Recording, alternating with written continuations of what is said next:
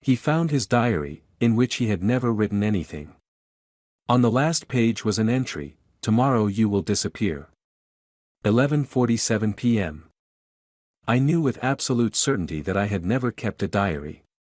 That's why, when I found one in my closet, I assumed someone had left it behind before me.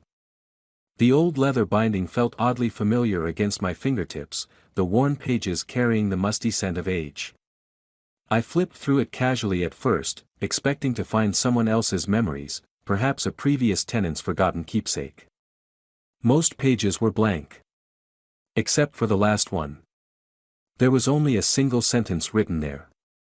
"Tomorrow you will disappear. 11:47 p.m. I closed the diary and took a deep breath, my heart suddenly racing as though trying to escape my chest. The handwriting looked eerily similar to my own, the way my R's curved slightly, how the P's dipped below the line with a distinctive hook. Was this some kind of sick joke? Had someone broken into my apartment and left it specifically for me to find?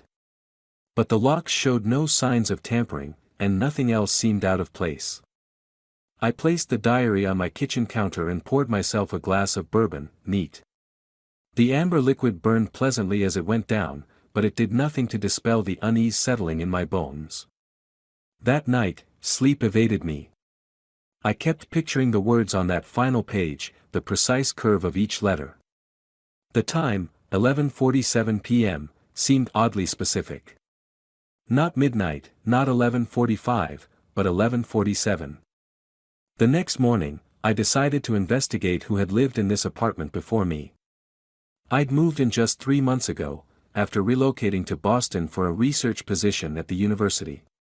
The real estate agent had mentioned something about the previous tenant leaving unexpectedly, but I hadn't paid much attention at the time.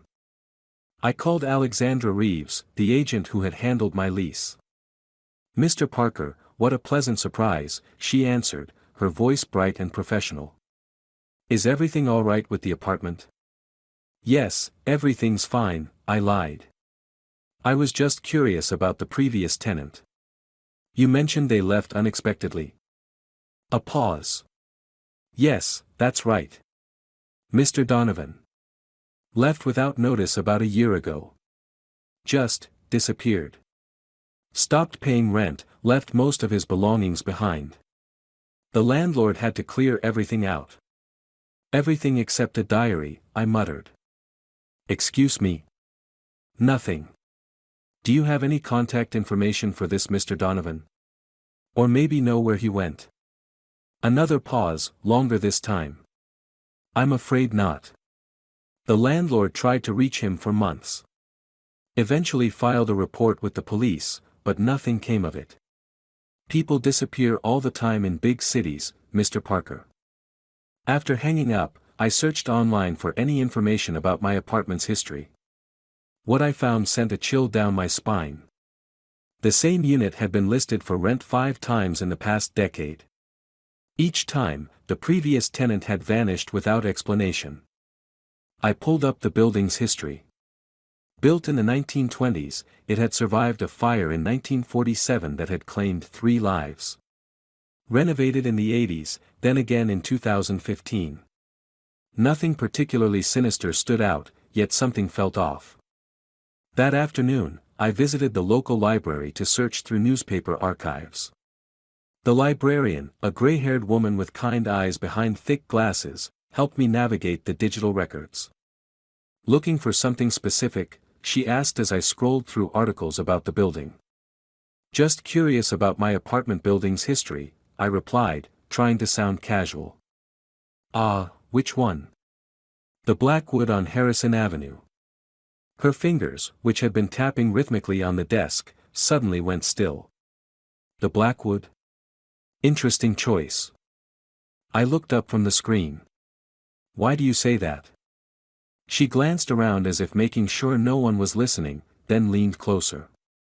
"Just old stories, probably nothing to them. But there's been talk over the years. People going missing. Always from the same few units." "Which units?" "Couldn't say for certain. Just rumors." She straightened up, her professional demeanor returning. I shouldn't be gossiping. City this old, every building has its stories. I thanked her and continued my search.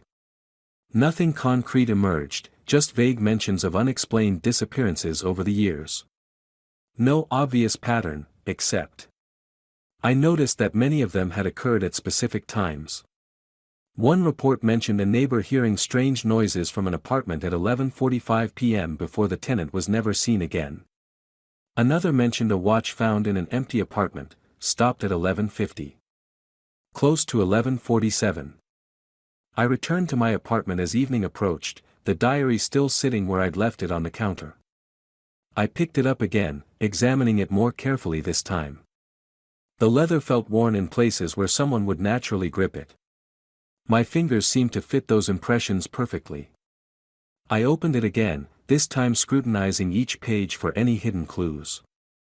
Under bright light, I noticed faint indentations on some of the pages, as if someone had written on a page above, pressing hard enough to leave marks but not ink. I grabbed a pencil and lightly shaded over one of the pages, a technique I'd learned during my brief fascination with detective novels in college. Slowly, words began to appear. Day 3, still trying to understand what happened. Time doesn't work the same here. I froze, pencil hovering over the page. The handwriting was unmistakably mine. I moved to another page, repeating the process. Day 7, I've seen others here. They don't speak. Their eyes are empty. My hands were shaking now as I moved to a third page. Day 12, I found a way to send a message back. Maybe I can warn myself.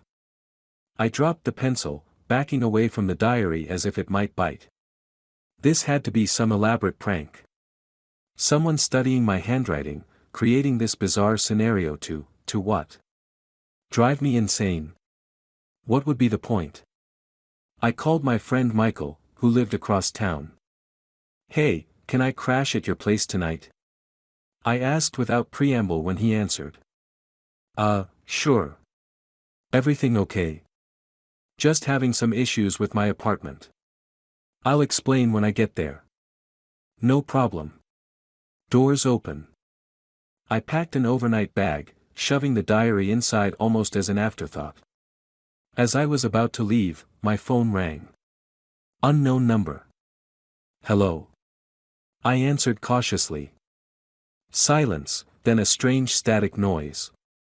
And then, so faint I almost missed it, a voice that sounded disturbingly like my own. Don't trust the diary. It's not. The call cut off. I stared at my phone, heart pounding. I dialed *69 to call back, but got an automated message, the number you are trying to reach is not in service. Outside, the evening had turned gloomy, dark clouds gathering overhead. As I waited for my Uber, I noticed a man across the street, standing perfectly still, watching my building. He wore a dark coat, his face obscured by shadows. Something about his posture seemed oddly familiar. When my Uber arrived, I glanced back, but the man was gone. At Michael's apartment, I tried to explain what was happening without sounding completely unhinged. So you found a diary with a warning about disappearing tonight at 11:47, he summarized, taking a swig from his beer. And you think it's connected to other disappearances from your building? I know how it sounds, I admitted. Let me see this diary. I handed it to him. He flipped through the pages, frowning. I don't see any indentations. They're faint. Use this. I handed him a pencil. He shaded over a page I hadn't checked yet. Nothing appeared. Try another one, I urged. He tried several pages. Nothing. I grabbed the diary, turning to the pages where I'd seen the messages earlier. They were blank, no trace of the words I'd revealed just hours ago. Alex, Michael said gently, maybe you should get some sleep. You look exhausted. I nodded, suddenly doubting myself. Had I imagined the whole thing? Was I having some kind of breakdown? I checked the time. 10:23 p.m. Still more than an hour before the prophesied disappearance.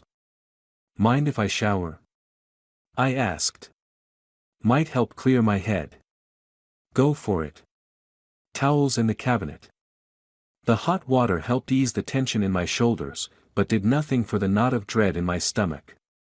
As steam filled the bathroom, I noticed something strange on the mirror, condensation revealing what looked like writing that had been left there previously. Behind you. I spun around, heart in my throat, but the bathroom was empty. When I looked back at the mirror, the words were gone. After my shower, I found Michael in the kitchen, making coffee. Feeling better? He asked. Not really. Michael, do you believe in? I don't know, parallel universes? Time loops? He raised an eyebrow. Been watching too much sci-fi? I'm serious. What if the diary is from me? But a different me, or a future me? Alex. I know it sounds crazy. But the handwriting, the specific details. What if I'm caught in some kind of cycle? What if I've lived through this before? Michael sighed, setting down his coffee mug. Even if that were possible, and I'm not saying it is, what would you do about it? If this has happened before, and you're still here to wonder about it, then clearly you don't disappear, right? I hadn't thought of it that way. Maybe I prevented it somehow. Maybe that's why I'm trying to warn myself. I checked the time again. 11:15 p.m. Look, Michael said, you're safe here. Nothing's going to happen at 11:47 or any other time. But if it'll make you feel better, we'll stay up and watch the clock together. I nodded, grateful for his friendship even if he didn't believe me. At 11:40, Michael's lights flickered. Probably just the storm, he said, glancing at the window where rain had begun to patter against the glass. At 11:45, his phone rang. He answered, listened for a moment, then held it out to me with a puzzled expression. It's for you. I took the phone cautiously. Hello. That static again, and then my own voice, clearer this time, you can't escape it. It follows. Not the place, the time. The call ended. Michael's expression had changed from skepticism to concern. Who was that? I don't know, I whispered, handing his phone back. 11:46. The lights flickered again, more insistently this time. Michael, I think you should stay away from me, I said, backing toward the door. Don't be ridiculous. The lights went out completely. 11:47. In the darkness, I heard footsteps. Not Michael's, he was still in front of me, I could sense his presence. These came from behind me. I turned slowly. A figure stood in the darkness. As my eyes adjusted, I could make out a silhouette that seemed disturbingly familiar, my height, my build. Who are you? I demanded, voice trembling. A flash of lightning illuminated the room briefly, revealing the figure's face. It was me, but not quite. This version looked older, haggard, with a long scar across his left cheek that I didn't have. You can't stop it, my doppelganger said, his voice exactly like the one on the phone. But you can prepare. Prepare for what? I asked, but another flash of lightning revealed an empty space where he had stood. The lights came back on. Michael stood frozen, staring at the spot behind me. Did you see him? I asked desperately. See who? Alex, there was no one there. You were talking to yourself. I glanced at my watch. 11:48 p.m. I had survived 11:47. In the days that followed, I dove deeper into research. I found nothing conclusive about my building or apartment, but I did discover theories about time anomalies, quantum echoes, moments when reality thins. The diary remained in my possession, the warning on the last page unchanged. I continued to find faint messages when I shaded the pages, but they appeared and disappeared randomly, some seeming to contradict others. The loop can be broken. There is no escape, only delay. 23 seconds is all you have. A week after finding the diary, I returned to my apartment building late at night. Standing across the street, I watched my own window from the shadows, wondering if another version of myself was doing the same. At exactly 11:47 p.m., I saw a figure in my window. Watching. Waiting. I realized then that I wasn't being warned about disappearing. I was being warned about what would replace me. Who wrote the diary entry? I still don't know. But sometimes at night, I hear footsteps behind me. And in reflections, I occasionally glimpse a face almost like my own, but with a scar I don't have. Not yet, anyway.